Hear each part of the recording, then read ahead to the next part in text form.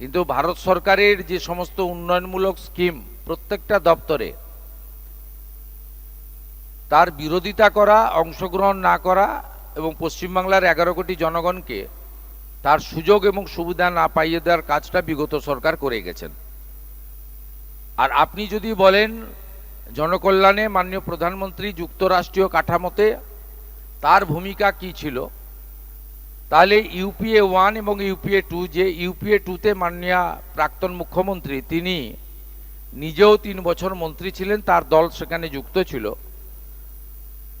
তাহলে যদি দেখেন যে 4 থেকে 14 2,65,000 কোটি টাকা ইউপিএ 1 এবং ইউপিএ 2 দিয়েছে পশ্চিমবঙ্গ সরকারকে।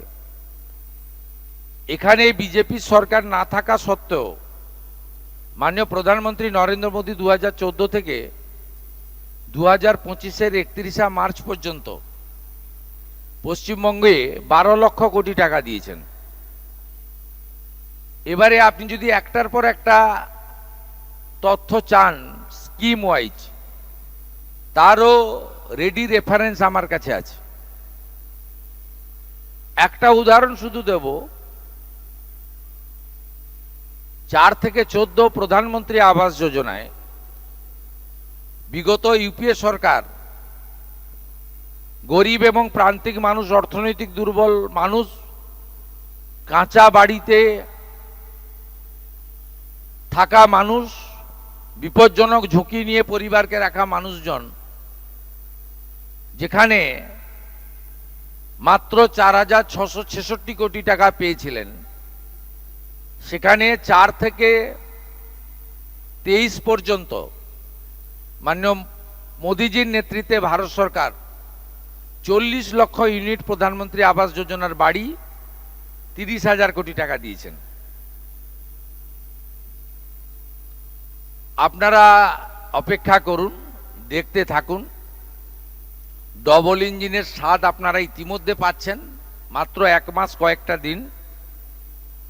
এই অর্থবর্ষে, যা 31শে মার্চ 2027-এ শেষ হবে, তারপরে আপনি নিজেই ডবল ইঞ্জিনের প্রচারক হয়ে যাবেন, আমাদের আর প্রচার করার দরকার হবে না। এক্ষেত্রেও আপনি যদি কয়েকটা উদাহরণ আমার কাছে চান, উদাহরণ 1,43,00,000 পরিবারকে আয়ুষ্মান ভারতে যুক্ত করা। উদাহরণ 2, প্রধানমন্ত্রী সূর্যঘর কর্মসূচি রাজ্যে চালু করা।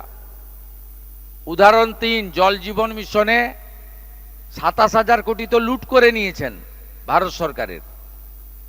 যে কোনো একটা গ্রামে যাবেন, আমি তো বিভিন্ন জেলাতে, বিভিন্ন 2-3টি জেলাকে নিয়ে নিয়ে প্রশাসনিক সভা করছি, সেখানে আমাদের ওরা ডাকতো না, আমরা ওদের ডাকছি। ওদেরকে জিজ্ঞেস করছি জল গেছে, 27,000 কোটি টাকা কোথায় গেল? ওদেরই এমএলএ এমপিরা বলছেন নল গেছে কিন্তু জল যায়নি। আমরা 39,000 কোটি টাকার এগ্রিমেন্ট করেছি আগামী অর্থবর্ষে। শুধু তাই নয়, মানরেগা এই মাসে শেষ হয়ে যাবে, আপনারা জানেন। এটা তো আগামী 20 দিনের জন্য, আমরা 2 দিন আগে চালু করেছি। 700 কোটি টাকা ভারত সরকার আমাদের ট্রান্সফার করে দিয়েছে, স্যাংশন লেটার আমার হাতে দিয়েছে, আমি মাননীয় মন্ত্রী দিলীপ ঘোষের হাতে সেই স্যাংশন লেটার দিয়ে দিয়েছি। এবং যে নতুন স্কিমটি আসছে, 125 দিনের কাজ পাবেন প্রান্তিক মানুষরা, বিকশিত ভারত জি রামজি, এটাতে আগামী অর্থবর্ষে, অর্থাৎ এই অর্থবর্ষের কয়েক মাস পরের অর্থবর্ষের 3 মাস, অর্থাৎ 2026 এবং 27, ভারত সরকার 8,500 কোটি টাকা পশ্চিমবঙ্গের জন্য বরাদ্দ করেছেন। তাই কেন্দ্র রাজ্য যৌথভাবে পশ্চিমবঙ্গকে দাঁড় করাবে এবং একটা রূপরেখা, যদিও এটা পূর্ণাঙ্গ বাজেট নয়, 22 তারিখে আপনারা বুঝতে পারবেন যে এই সরকার অর্থনীতিকে সামলে নিয়ে পশ্চিমবঙ্গকে একটি ভালো জায়গায় নিয়ে যেতে চাইছে, যা আগামী দিনে অর্থনৈতিক স্বনির্ভর এবং আত্মনির্ভর পশ্চিমবাংলা তৈরি হবে।